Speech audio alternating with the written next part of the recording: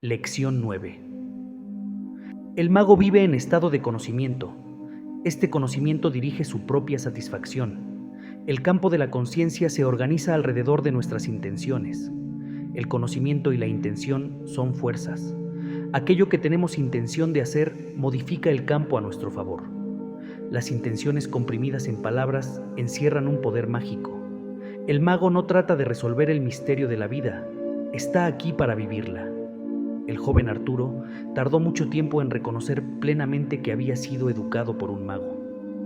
Merlín lo había llevado al bosque a las pocas horas de nacido, y solo muchos años después, al regresar al mundo, comprendió la curiosidad que generaba su asociación con un mago. Si realmente conociste a Merlín, le decía la gente, aquellos que se tomaban la molestia de pensar que el muchacho no estaba simplemente loco, ¿qué hechizos te enseñó?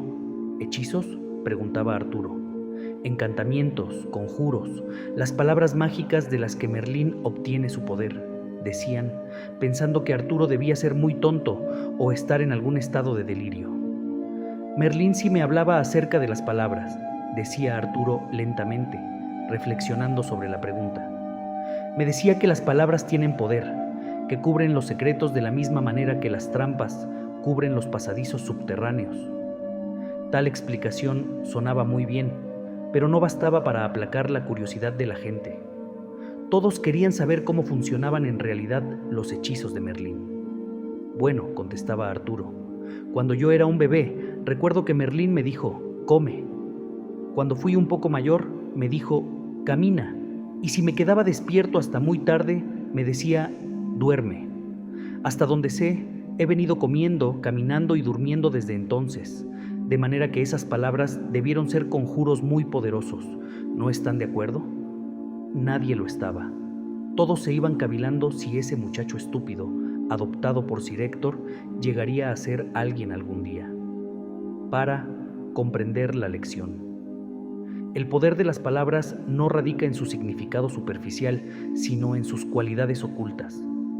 Toda palabra, por ejemplo, encierra a la vez conocimiento e intención.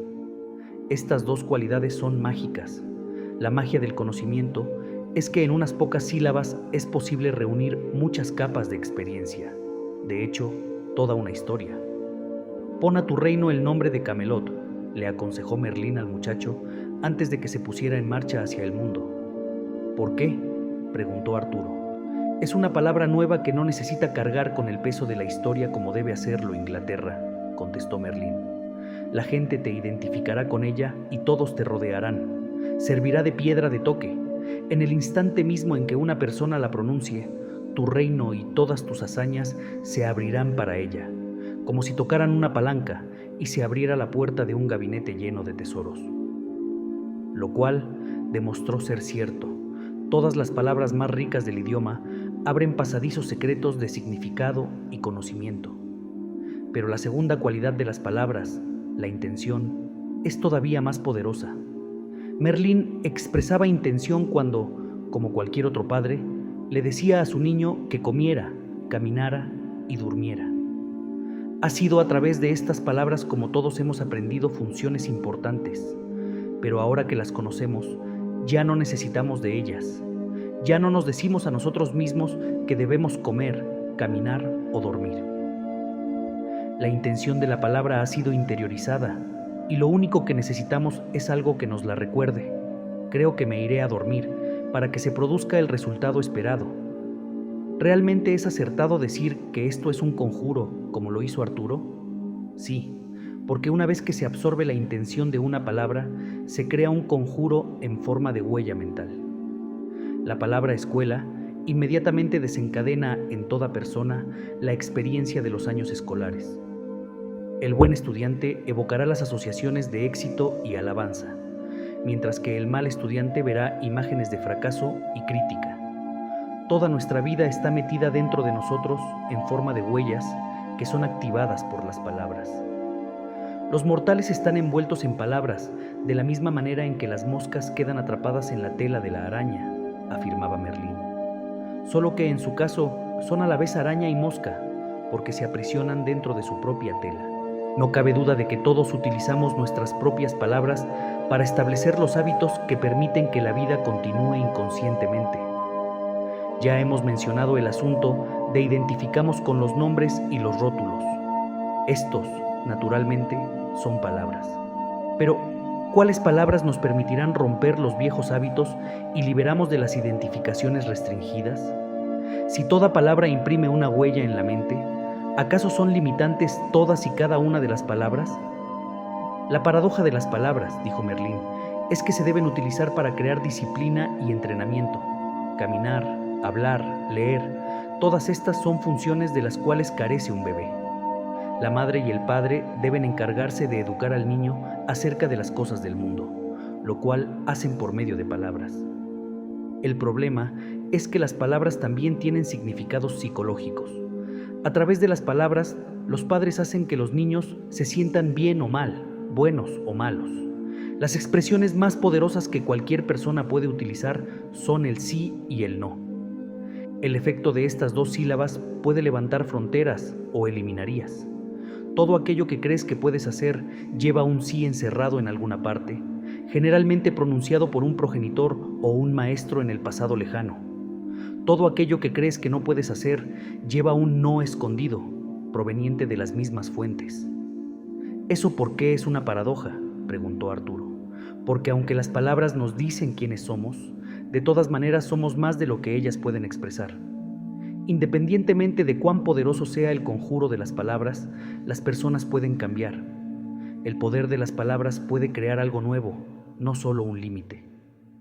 El mago utiliza las palabras para decir sí a las cosas a las cuales nos han enseñado a decir no.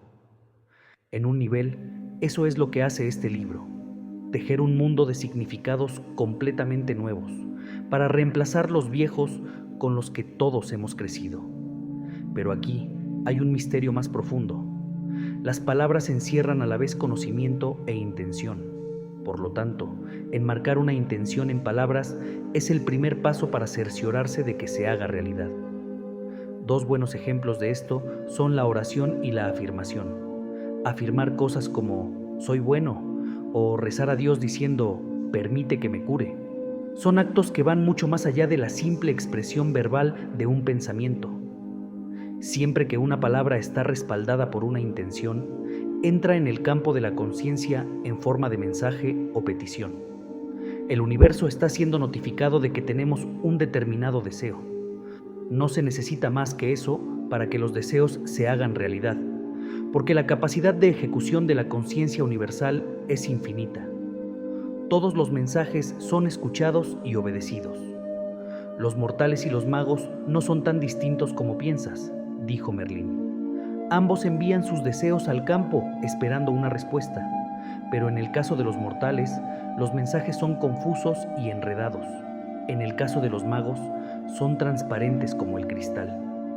Aunque jamás se hace caso omiso de una intención, puede haber obstáculos para su realización, considerando la cantidad de conflictos que se encierran en ella, todos los conflictos presentes en el corazón humano. Para vivir la lección.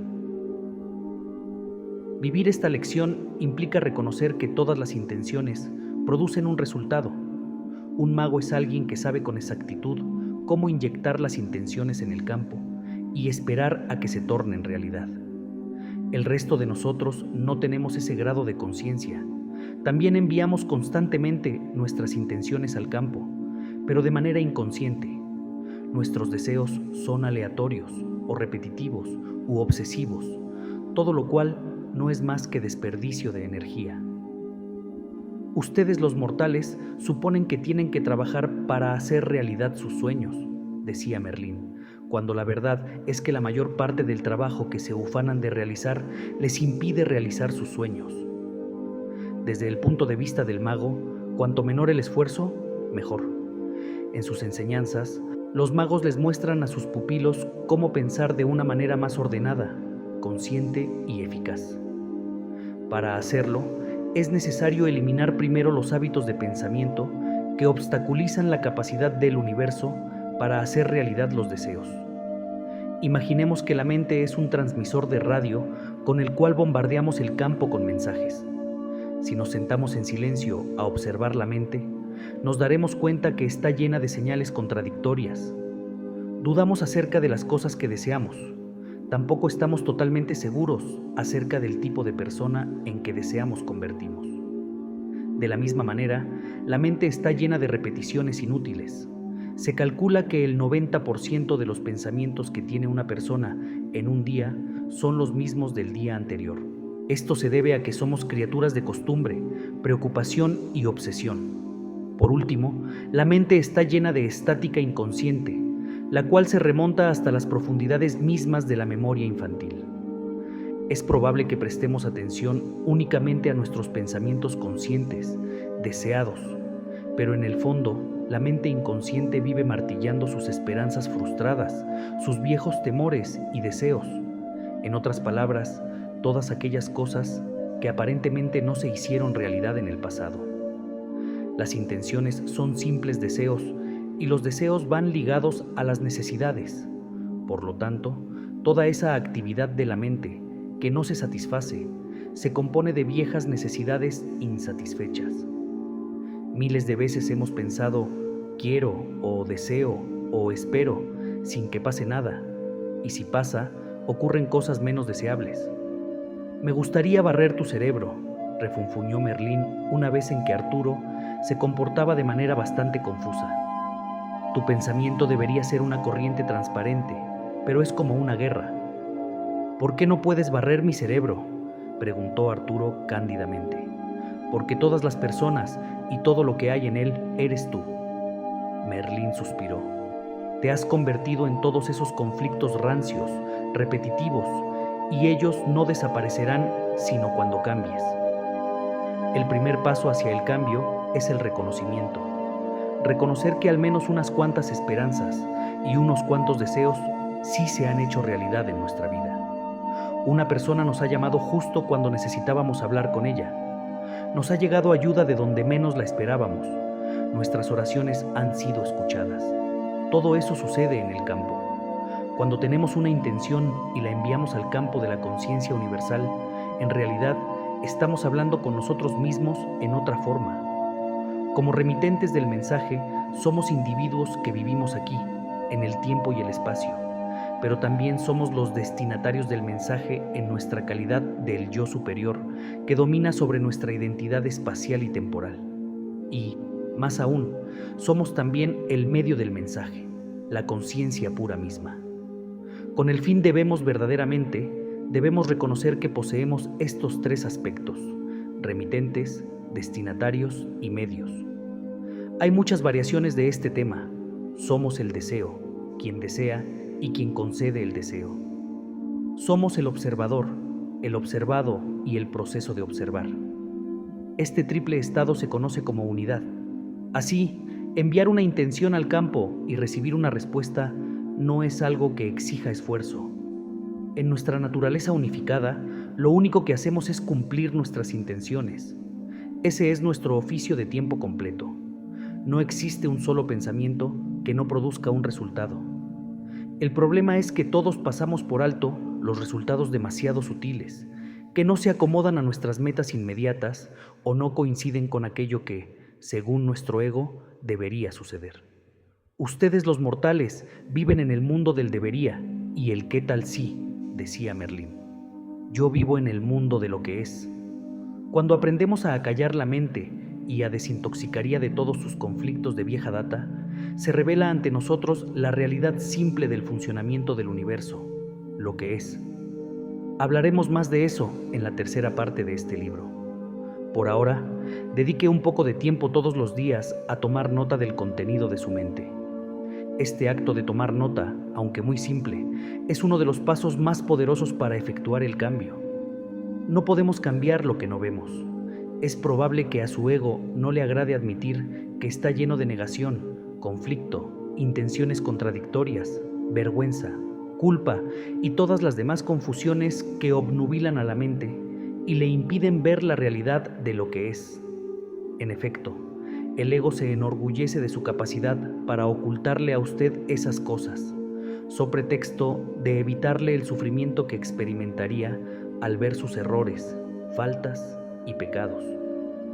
El segundo paso es aprender a hacer realidad sus intenciones. Los pasos son completamente naturales, pero es preciso aprenderlos. Haga que el ego se aparte y se lleve consigo todas sus expectativas y esperanzas. En lugar de sentir que necesita controlar el resultado de su intención, sienta la seguridad de que el campo hará el trabajo por usted. Libere su intención dentro del campo de lo eterno. Cuanto más amplia sea su conciencia, más clara será la señal transmitida. Por último, tómese todo el proceso con tranquilidad y naturalidad. Cuando todos estos pasos converjan, su intención entrará en el campo de la conciencia, el cual es como una especie de matriz donde se conecta el pensamiento individual con todo lo que es. Las angustias y los apegos del temeroso ego no obstaculizarán el suave avance hacia el resultado. Lo cierto es que ninguna de las oscuridades de la mente es pecado. Recuerda siempre, le advirtió Merlín al joven Arturo, que Dios no juzga, solo la mente lo hace. Lo que Dios desea es que se cumplan todos los mayores anhelos de cada persona. Ese es nuestro estado natural como creadores de nuestra propia realidad.